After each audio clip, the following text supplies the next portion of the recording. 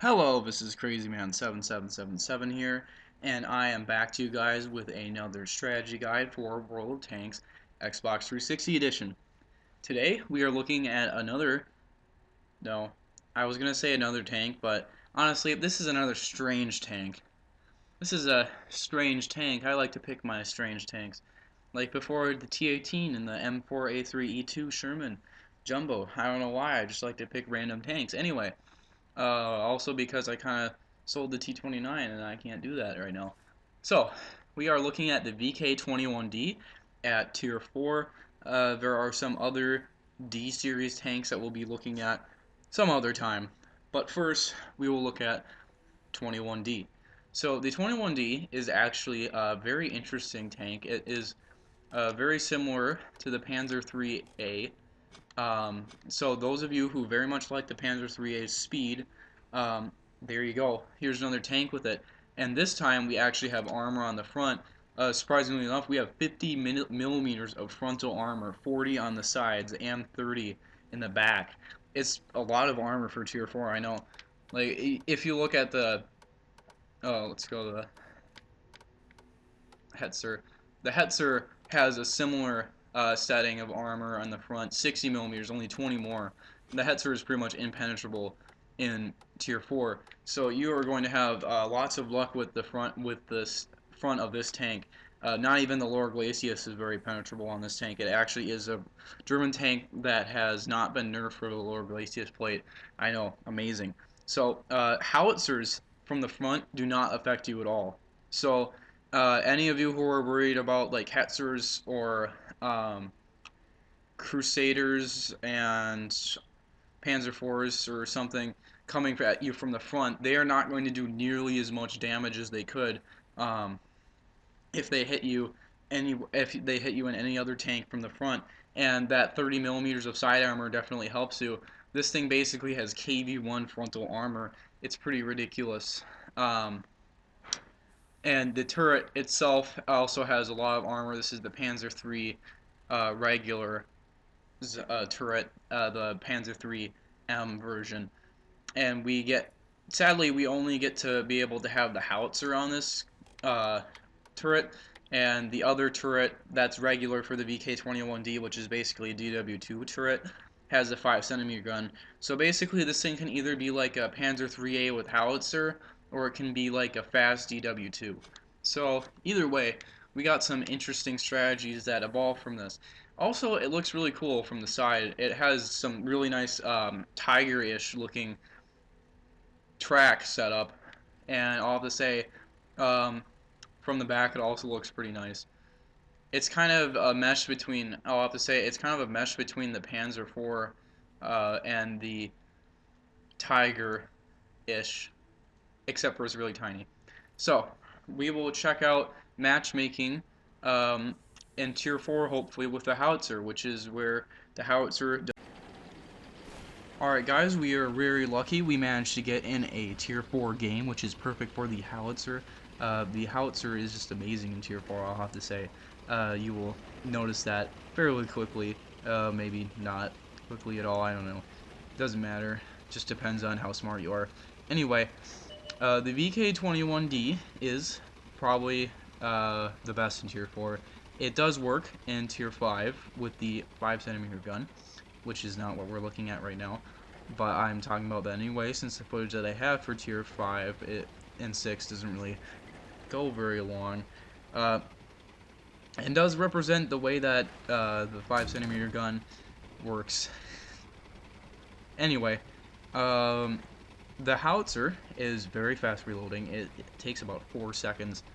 We will see that later coming into perfect use.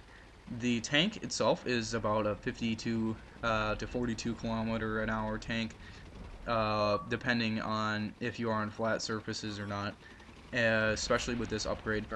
This upgrade has the fastest and best everything. The spotting range is ridiculously far. The view range is ridiculously far, as you can see. Like, I'm seeing through things and across the map and all that. It's pretty cool. And we have the Panzer IIIA turret, the Panzer III turret, if you haven't figured that out yet. but of course only with the howitzer. And now we see our KV-1 armor come into action. As you can see, that armor tank is basically just not even taking any damage whatsoever from the front, even though this guy is actually penetrating our lower glacis plate.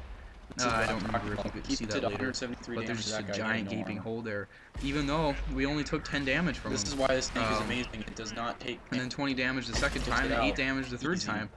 It's hilarious, like nothing... It doesn't do anything to us. And we just kill him about immediately. Is actually very, it actually plays very similar. One of the best howitzers that I've had in tier 4, probably one of the best howitzers I've had, period, just because of how well it does in its own tier. So we basically just faced off another guy with the exact same gun as us, and we won easy peasy lemon squeezy, only 28 health out, which is not that bad, I'll have to say, especially for a tier 4 tank. So, as you can see, the accuracy of this tank is not that bad yet. There was the hole right there. Accuracy of this tank with this gun is not that bad. The accuracy with the 5cm is actually ridiculous compared to this, but this is not that bad at all. Even though our reticle is super far out, we are still able to hit things mainly at the center of it, and that time I just missed all by myself. That was no issue with that. Second time I missed all by myself too. So, I would not recommend just bringing anything specific onto this tank. I mean, it's only a tier 4 tank. I don't really know if you want to pay for all kinds of shells and stuff. So, as you can see, it's and supplies and that. It doesn't really do you any good, and honestly, if you get tracked, it's no big deal. As you see right here, I pretty much just sprayed out like any person who has no idea what the heck pieces of support are. Man, I forgot what they were called all over again. Anyway, yeah, bringing supplies into the battle, not necessary, not really. Bringing heat into, HE into the battle, maybe. As you can see, it kind of sucks. This tank's gun kind of sucks at penetrating things sometimes. Like, that's a T40, I mean, seriously, no penetration on that. Yet again, 105s can't penetrate T40 frontal, which you have seen from one of my Panzer IV videos before, where I got 6 kills and still managed to not penetrate a T40. Anyway, like you can see, the aiming is very easy. You could probably auto-aim with this one, as far as I know. It's not that bad.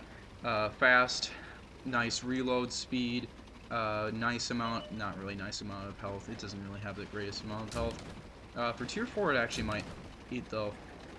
Basically, it's like a rolling heavy tank, in my opinion. Especially the 5cm upgrade that we'll see in a couple of seconds after I get killed here. Yeah, M3 Lee, this is the reason why you might want to pack HE. Yeah, only from far away, though, will actually work. I'm going to tell you that pretty much M3 Lee is going to be it for you. M3 Lee or Hetzer, that's it. You're done.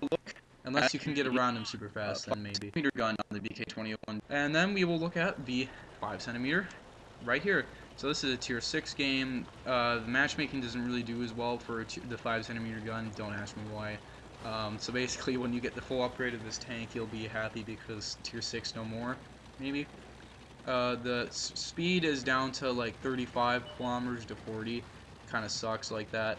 The view range, you can already see, is down by a significant amount. In the other game, I was talking about seeing things across the map. Now we can not see things across the map. That KV2 just disappeared from our view range already.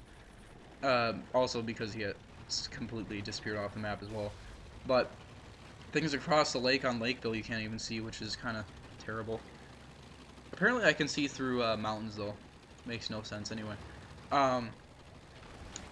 Oh yeah, it's because of tanks' radio range, because they're, yeah, the radio range on German tanks is always good, so you can see things that people are relaying to you.